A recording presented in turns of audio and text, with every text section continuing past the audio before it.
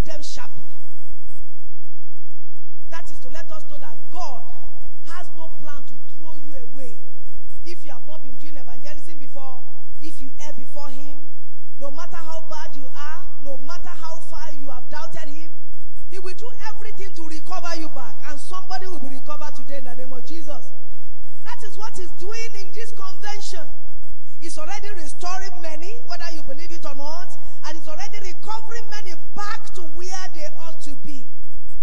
Just like the teaching mommy gave us now, for every woman to know their position.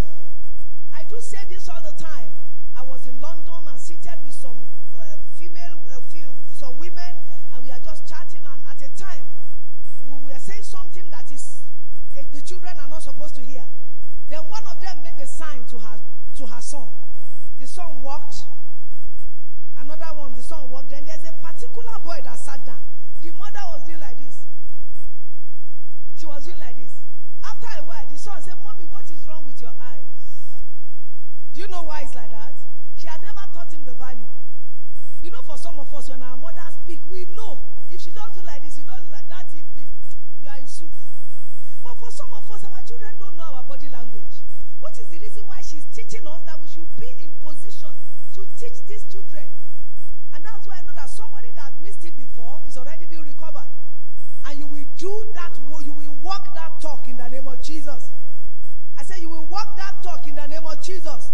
So it is for us to know that God is not ready to send you out, but is ready to do something great in your life. One thing I want us to resolve, and I want us to understand first and foremost, you don't need to say, because Jesus rebuked them and he said, "Go," in verse 15. And what did they do? By the time we write to the end, verse 20, they just began and they go. And you don't say, "I don't know much scripture." Just go first. In your going, your understanding will increase. The first thing we resolve is the main thing is for you to do what? To offer yourself to fulfill that purpose in the kingdom. So one thing we need to know is that you don't need a seminary certificate to do evangelism. Tell that sister beside you, say, "Sister, you don't need seminary certificate to do evangelism. Just evangelize with what has happened to you."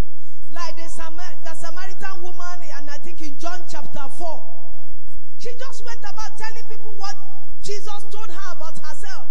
"Come and hear the man who told me about things in my life that no man had ever told me."